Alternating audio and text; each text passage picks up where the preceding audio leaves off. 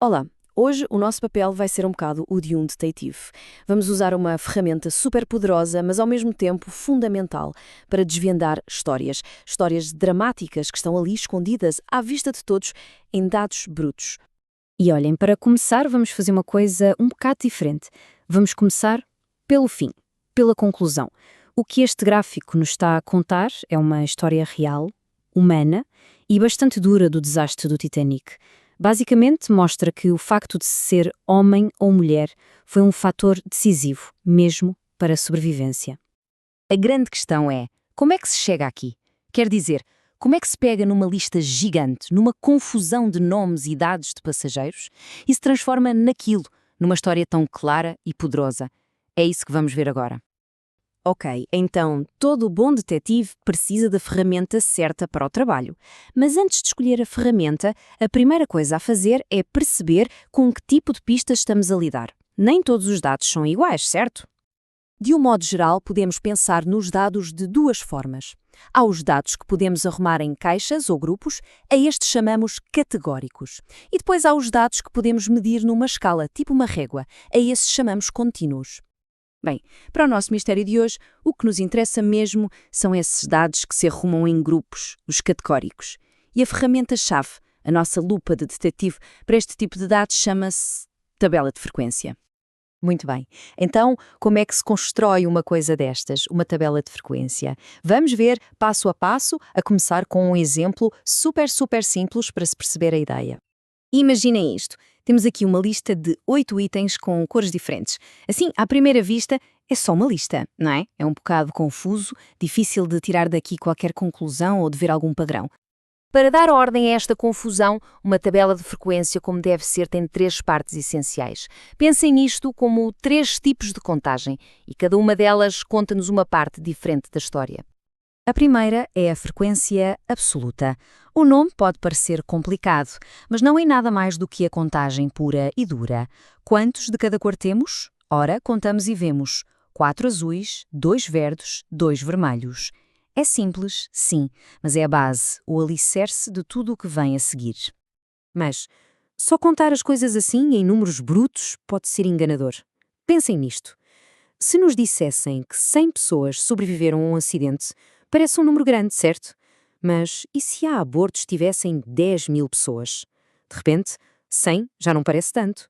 Falta o contexto, a proporção.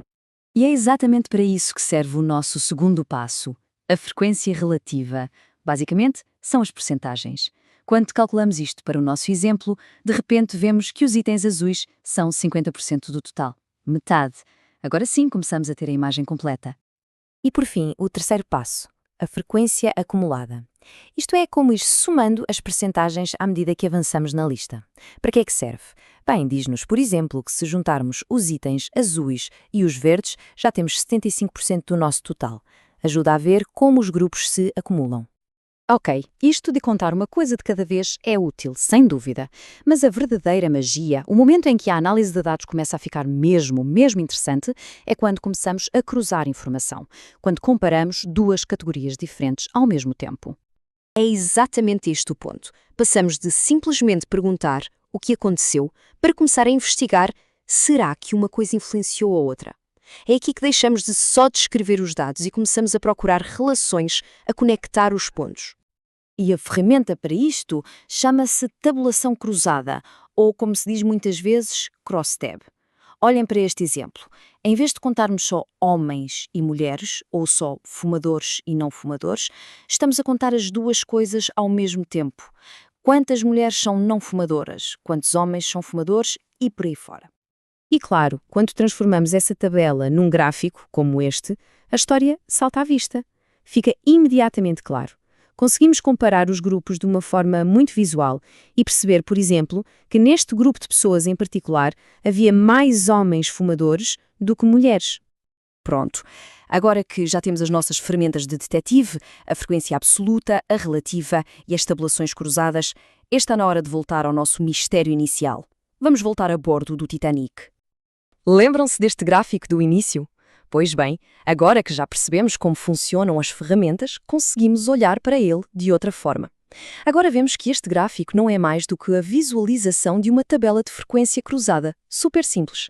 Ele está a comparar duas categorias, sexo de um lado e sobreviveu ou não do outro. É só isso. Mas a história não acaba aqui. E se formos ainda mais fundo? E se adicionarmos uma terceira pista, uma terceira variável a esta análise? Por exemplo, a classe em que a pessoa viajava. De repente, a história fica ainda mais complexa e, sinceramente, ainda mais dramática. Vemos que a sobrevivência não dependia só de ser homem ou mulher, estava, e de que maneira, ligada à classe social. Então, resumindo, o que é que aprendemos aqui? Primeiro, que as tabelas de frequência são a ferramenta para transformar uma confusão de dados num resumo que se entende. Vimos que são essenciais para dados por categorias, ou seja, quando lidamos com grupos. Depois, que as contagens absoluta, relativa e acumulada contam cada uma parte diferente da história. O ponto-chave foi perceber que as tabulações cruzadas nos deixam ver as relações entre duas coisas diferentes. E, por fim, a lição mais visual. Transformar tabelas em gráficos faz com que as histórias saltem imediatamente à vista. No fundo, todo este processo não é só sobre o Titanic ou sobre estatística. É uma forma de pensar, uma maneira de olhar para o mundo, de fazer perguntas e, mais importante, de encontrar respostas nos factos. O que isto nos mostra é que os dados não são só números frios, são histórias, histórias humanas, à espera que alguém as conte. E isso deixa-nos a pensar se uma ferramenta tão simples nos pode contar tanto sobre um evento de há mais de 100 anos, que histórias incríveis estão agora mesmo escondidas nos dados que nos rodeiam todos os dias.